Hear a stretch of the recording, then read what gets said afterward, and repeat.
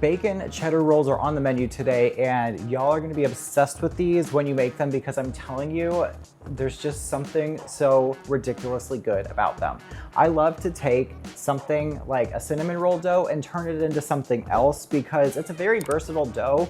You can just skip the sugar and vanilla in the recipe and you have a dough that you can use for pretty much anything else that you want. The full written recipe is in the description, so don't you worry, you're gonna love this recipe. We're gonna start by taking 1 packet or 2 1/4 teaspoons of active dry yeast, put them in a 1/4 cup of warm water around 100 degrees. You don't want it too hot, but it needs to be warm. Add a pinch of sugar and give it about 5 minutes until it gets foamy. To a mixer, we have some room temperature milk, melted butter, an egg, and the activated yeast that we're gonna mix. And we're gonna add in 1 cup of flour, mix it with the dough hook on a low speed, and then add in 2.5 more cups of flour along with a 1/2 teaspoon of salt. Knead this for about 5 minutes until elastic and it doesn't really stick to the bowl anymore. Cover and let double for about 1 to 2 hours. It could take anywhere between that time frame. Then you want to punch it down and roll it out on a nicely floured surface. I'm going to shape it into a rough rectangle first just with my hands because this is a pretty workable dough. It's really nice. We're going to flour the top of the dough just lightly and then roll this out into a rectangle shape where the dough is about 1/4 inch thick. I'm going to use a pizza cutter just to trim the edges to make it nice and neat, so rolling it up is a little bit easier. I have 12 tablespoons of softened unsalted butter. I've added salt, pepper, and some garlic and onion powder in there as well. This just really makes the flavor outstanding in these rolls. We're going to spread it all over the dough. Don't spare a single centimeter. Spread it all the way to the edges. Top with 1.5 cups of shredded cheddar cheese or another shredded cheese of your choice. Just make sure it's one that melts pretty nicely.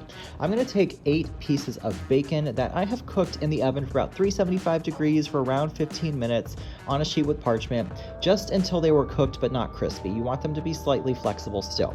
I let them cool and drained the fat from all of the strips, and I'm lining up 8 pieces of bacon on this dough because we're going to cut this dough into 8 rolls, so I figured 8 pieces of bacon, 1 per roll. Bada bing, bada boom, how perfect. We're going to take the long edge of the dough, kind of tuck it over the edges of the bacon to lock them in place, and then you just want to tightly roll this up into a nice bacon cheddar log with seasoned butter. I mean, I'm already sold. You want to roll it up tightly and then keep the seam side down while you're cutting. It just makes things a little bit neater. I use a sharp chef's knife for this just because we're cutting through bacon, and I'm putting these cut rolls into a 9 by 13 inch dish that's been liberally buttered.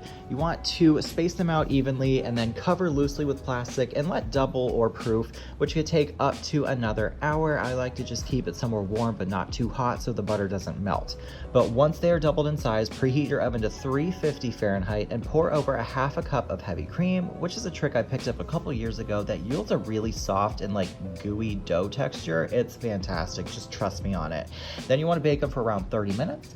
I topped them with shredded cheddar cheese in the last 10 minutes of baking just to be a little bit extra because it's so much more fun.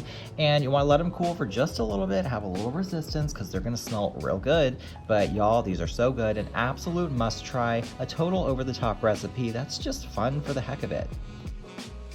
Now, if the sight alone doesn't sell you, the smell.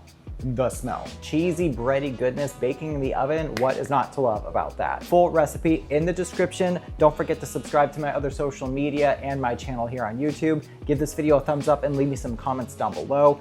Thank you guys so much for watching, and I'll see you next time.